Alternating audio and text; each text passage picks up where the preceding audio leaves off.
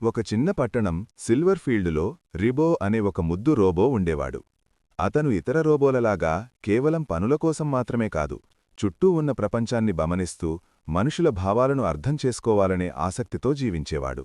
ఉదయం పూట పిల్లలు నవ్వుతూ ఆడుకోవడం, పక్షులు ఎగరడం చూసి అతని కళ్లలో వెలుగు మెరిసేది. ఒకరోజు అకస్మాత్తుగా పట్టణం మొత్తం విద్యుత్ నిలిచిపోయింది. వీధులు చీకట్లో మునిగిపోయాయి. ప్రజలందరూ భయపడ్డారు. ఆ సమయంలో రిబోకు ఒక కొత్త భావన కలిగింది. సహాయం చెయ్యాలనే కోరిక. తన చిన్న పనిముట్లతో, తెలివితో రిబో రాత్రంతా పనిచేశాడు. వైర్లు సరిచేశాడు. తనలోని శక్తిని పంచాడు. ఉదయం సూర్యుడు ఉదయించగానే పట్టణం మళ్లీ వెలుగులతో నిండింది.